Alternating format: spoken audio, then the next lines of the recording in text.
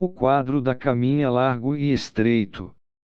A história de um quadro, de Gawain Kirkham, secretário da missão ao ar livre.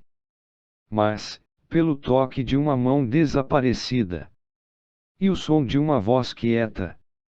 Tennyson.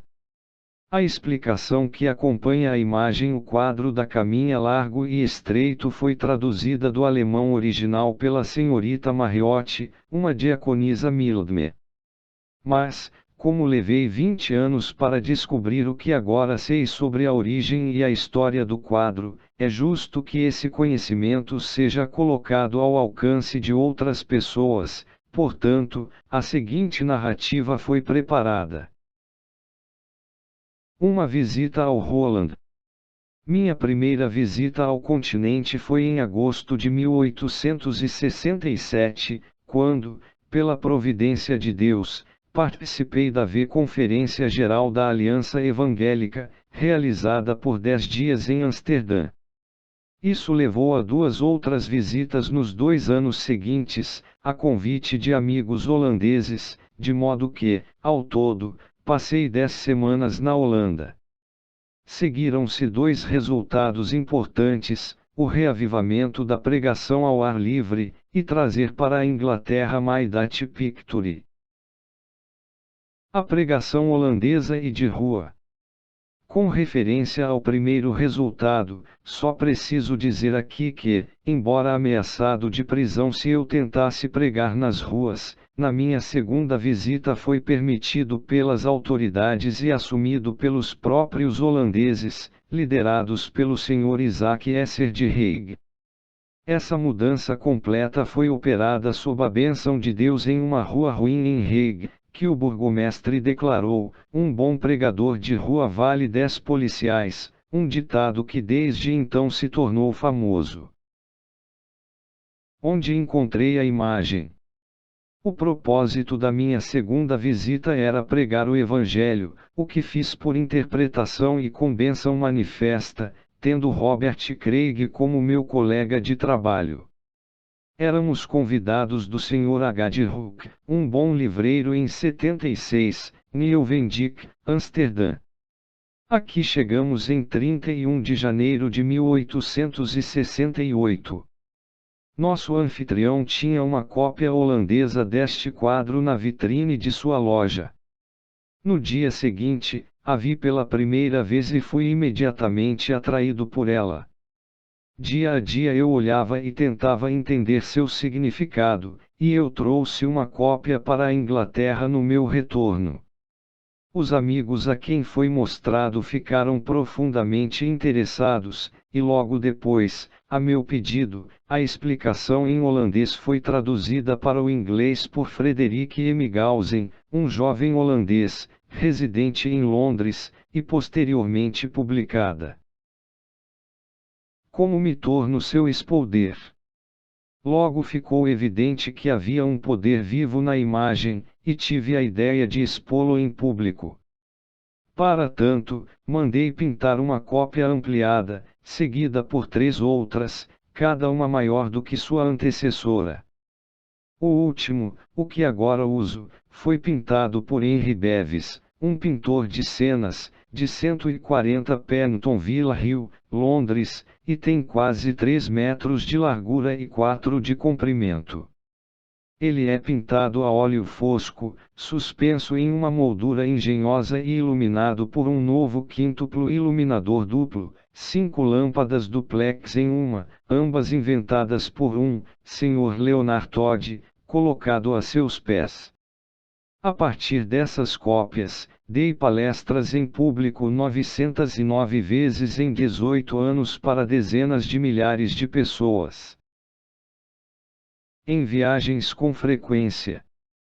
O quadro foi assim exibido e exposto, dentro e fora de casa, nas principais cidades da Inglaterra, e no ano passado ele viajou de Land's End até a casa de John Groot, pois passei 18 dias em Devon e Cornwall, e 16 na Escócia, ocupando uma nova cidade quase todas as noites.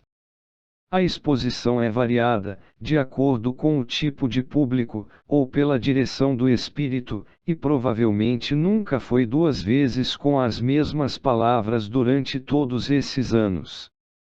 Sou guiado principalmente pela explicação original, mas introduzo muitos incidentes e ilustrações em inglês. Estou profundamente grato ao meu querido amigo, Charles L. Young, de Mildmay, que, com devoção infalível, me acompanhou centenas de vezes para apontar os objetos da foto enquanto eu a explico, e às vezes assumiu meu lugar como expositor além disso. Uma coincidência incrível. Sinto-me consolado nessas múltiplas jornadas, que necessariamente me mantêm fora de casa até tarde da noite, por considerar esta exposição como parte do trabalho de minha vida. Isso é confirmado pelo momento em que a imagem atraiu minha atenção pela primeira vez, pois mal o túmulo se fechou sobre os restos terrenos da designer quando meus olhos se voltaram para o trabalho dela na vitrine em Amsterdã. Assim, a imagem caiu de suas mãos nas minhas e começou uma nova vida ao ser transformada em uma nova língua, tornando-se acessível a todo o mundo anglófono. Iluminado enfim. Todas as minhas cópias de palestras foram pintadas com textos holandeses, e eu familiarizar o público com o título, Meu quadro holandês. Mas as palavras, do alemão, no final da explicação holandesa, levaram-me a indagar sobre o original, pois descobri que tinha apenas uma versão dele. Para enquanto todas as investigações foram infrutíferas. A primeira luz veio em 15 de agosto de 1882, do Rev. Charles Agolmer, um missionário alemão, que havia trabalhado por muito tempo na África para a Sociedade Missionária da Igreja, e que morreu em 23 de dezembro de 1886. Ele me informou que a senhora Charlotte Heilen, de Stuttgart, foi a designer original e me garantiu 2 cópias do quadro da Sociedade Evangélica Alemã, por quem foi publicado. Elas foram acompanhadas pela explicação original em alemão, que eu então traduzi e publiquei em inglês. A história real da imagem. Por fim obtive a história do quadro da família do designer.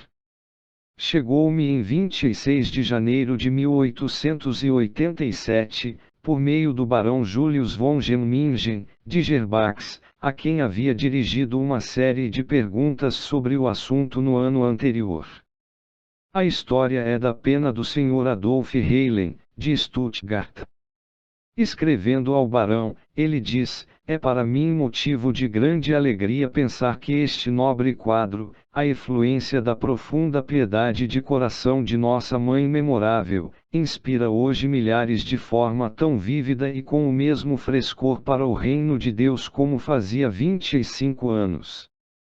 Que me lembro, foi 6 anos antes de sua morte, ocorrida em 21 de janeiro de 1868, aos 63 anos, que nossa falecida mãe teve a ideia de ter uma nobre gravura de o quadro da caminha largo e estreito para que circulasse livremente entre as pessoas. Nossa querida mãe era, como você sabe, dotada de muito bom gosto, mas como nada sabia da arte do desenho, procurou um devoto artista, que seria capaz de colocar suas ideias no papel com plena compreensão e inspiração.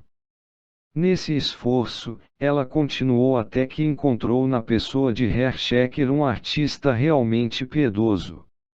Ele era filho de um excelente e piedoso tutor na Royal Grammar School daqui. A querida mãe agora lhe dizia exatamente o que queria, e ele projetou as partes principais do quadro. Estas foram novamente criticadas por nossa querida mãe e alteradas de acordo com sua própria opinião, até que ela se declarasse totalmente satisfeita. Meu irmão, Theodor, ajudava minha mãe, especialmente visitando frequentemente Herr Schecker, e também prestou um grande serviço por seu gosto pela estética no agrupamento. Hershecker morreu pouco depois, ainda jovem.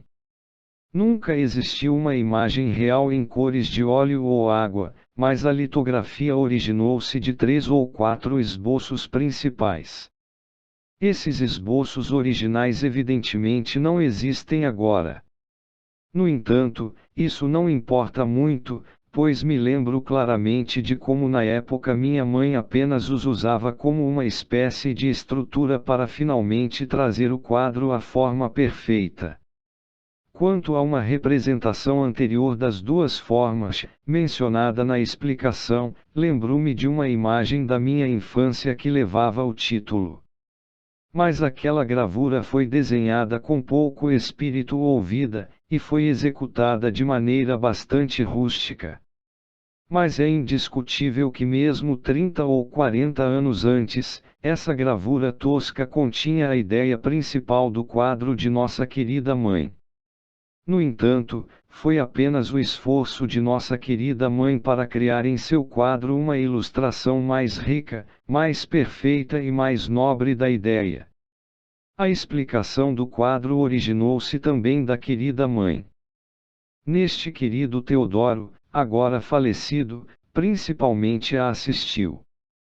É natural que o quadro e a explicação sejam de um molde, gostaria de dizer por inspiração da querida mãe, e a assistência de Teodoro e do piedoso artista Schecker. A história da filha. Esta é uma homenagem encantadora aos dons e graças de uma mãe e é inestimável por dar a verdadeira origem da imagem. Foi complementado por uma declaração de uma das filhas da senhora Helen, comunicada em outubro de 1887, a senhora Pully, de Bath, pelo Sr. Edward Millard, missionário que trabalhou na Áustria durante 40 anos para a British e Foreign Bible Society. Eu tive sucesso ontem em obter uma entrevista com a senhora Stambasha, filha da senhora Helen. Parece que a gravura, esboçada de maneira tosca e imperfeita, foi encontrada há cerca de 70 anos por um Sr. Gottlieb Wilhelm Hoffmann, o fundador da Kortal, um local perto de Stuttgart, entre alguns papéis perdidos, dos quais não se pode dar mais conta. Este quadro de gravura foi mostrado à Sra. Helen, de Stuttgart, a título de curiosidade. 1 ou 2 anos depois, várias cópias da mesma impressão caíram casualmente. Ela ficou impressionada com a circunstância e acabou produzindo seu próprio quadro, muito melhorado e ampliado. Um pastor Israel, ainda morando em Stuttgart, viajando na Holanda, levou alguns desses exemplares para a circulação. Ele deu um para Jonker a M. Vanjas van Wijk, um juiz, residente em Utrecht. A história do editor holandês. O Sr. H. de Hoek, o editor da edição holandesa, complementa esta declaração dizendo que recebeu uma cópia deste juiz, traduziu para o holandês, publicou em 1867 e vendeu 10.000 cópias. Nós temos, portanto, um relato claro, não apenas da origem alemã da imagem, mas de sua tradução e publicação para o holandês. Pessoal. Entrevista.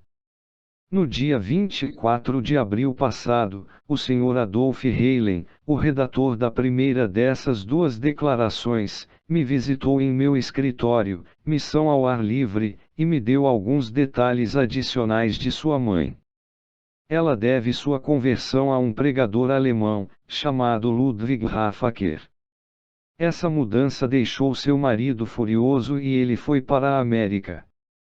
Lá o Senhor o convenceu do pecado, e ele voltou para casa, dizendo: eu estava errado, você está certo, e daí em diante teve comunhão com ela nas muitas boas obras às quais sua vida foi devotada.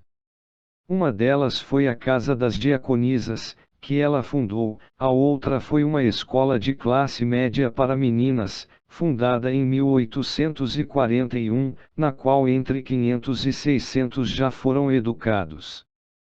Estavam em Stuttgart, capital do reino de Württemberg. Como eles eram ricos e agora eram um no Senhor, eles deram livremente de seus bens para a obra do Senhor. Não foi surpresa ouvir esse bom filho dizer de uma mãe tão honrada: "Eu gostava muito dela." Ele acrescentou que dois de seus livros favoritos eram Peregrino, de John Bunyan, e O Descanso Eterno dos Santos, de Richard Baxter. A edição em inglês. Retomando minha própria narrativa, passo agora à produção da edição inglesa do Pictory. Depois de minhas palestras, as pessoas naturalmente queriam a foto. Assim, quando 4.000 cópias holandesas foram importadas e vendidas, Morgan e Scott emitiram uma edição em chelin inglês, em outubro de 1883. O tamanho era o mesmo do alemão e do holandês, 19 por 24 e, como eles, era apenas tingido. Mas quando uma linda edição em 6 cores foi produzida, ela se tornou a primeira favorita do público, e agora é a única impressa. Tão grande foi a demanda que 50.000 cópias foram vendidas em 5 anos, e foi levado até os confins da Terra. Ao mesmo tempo, outubro de 1883, uma cópia em miniatura da imagem foi gravada e impressa na página de título da explicação. A presente edição eleva o total dessa explicação em inglês para 100.000. O poder de uma quadro. Esses são alguns dos resultados que surgem de uma olhada casual em uma quadro em uma vitrine em Amsterdã por um visitante inglês há mais de 20 anos. Mas outros resultados de muito mais importância se seguiram, pois me arrisco a esperar que milhares tenham sido influenciados para o bem, e não poucos convertidos solidamente a Deus por meio da palestra, da gravura e da explicação. Isso é testemunhado por um número considerável de cartas, que aprecio com gratidão. A imagem criticada. Mas, por outro lado, o quadro foi criticado. Alguns encontraram falhas porque a cruz foi introduzida, e outros que o vício é representado tanto quanto a virtude. Esses críticos também sugeriram várias alterações, às quais me opus firmemente. Considero minha missão expor o quadro e transmiti-lo à posteridade o mais próximo possível do original. É fácil criticar uma imagem alegórica, pois duas mentes independentes não formariam o mesmo projeto. Mas como isso segue linhas bíblicas, evangélicas e sólidas, prefiro que permaneça inalterado. Pontos não explicados. Por mais admirável que seja o arranjo dos 100 textos na explicação, é claro como essa explicação geralmente é, mas alguns detalhes são deixados obscuros. Muitas vezes me perguntam por que o filho pródigo está no terreno incluído no caminho estreito. Minha impressão é que ele pretende representar um desviado e, portanto, ele é restaurado e bem-vindo por seu pai. Caso contrário, ele deve retornar e entrar pelo porta estreita. Outro ponto inexplicável é a lacuna na cerca que divide os dois caminhos. Eu vi outra quadro, em alemão, um pouco depois do estilo desta, na qual todos na via estreita carregavam cruzes, de modo que se alguém se desviasse para a via larga, era conhecido por este emblema, e minha impressão é que o pregador da caminha largo foi enviado lá para restaurar esses errantes, e que a lacuna foi feita para eles voltarem. O pregador em primeiro plano tinha a intenção de representar Samuel Ebisch, um missionário de sucesso nas Índias Orientais, assim me disse o Sr. Adolf Heilen. Mas aquele no caminho estreito, cercado por uma multidão, não está no original, mas foi adicionado pelos holandeses. As duas cores do poste guia em primeiro plano são, conforme consta da explicação, indicativas de dois destinos, de acordo com a decisão tomada. Os postos guia em Württemberg são pintados pelo governo, nas cores de Württemberg, preto e vermelho, e estes sugeriram à senhora Helen os dois destinos de que fala. O designer Euspolder. Os retratos desta edição foram gravados especialmente para ela. A senhora Helen é de uma fotografia tirada em Stuttgart em 1865, e que foi apresentada este ano pelo Sr. Adolf Helen. Embora eu possa never espero criar nos outros um entusiasmo neste assunto igual ao meu, ainda assim, ousei registrar esta história de um quadro na humilde esperança de que possa aprofundar o interesse de um círculo cada vez maior, tanto no quadro quanto em sua explicação. Portanto, recomendo àquele cujo espírito ensinou uma mão desaparecida e uma voz calma, para escrever a visão e torná-la bem clara sobre as tábuas, para que quem a leia possa correr. Abacuque capítulo 2, versículo 2. Gavankirchen. 14, Duke Street, Adelphi. Londres, outubro de 1888. O amado escritor do esboço acima faleceu para seu descanso eterno e recompensa no domingo, 8 de maio de 1892. Seu último trabalho na Terra foi dar uma palestra sobre seu quadro em Sheffield apenas 6 dias antes de sua morte. Dele pode-se dizer verdadeiramente, ele lutou o bom combate, terminei a corrida, guardei a fé.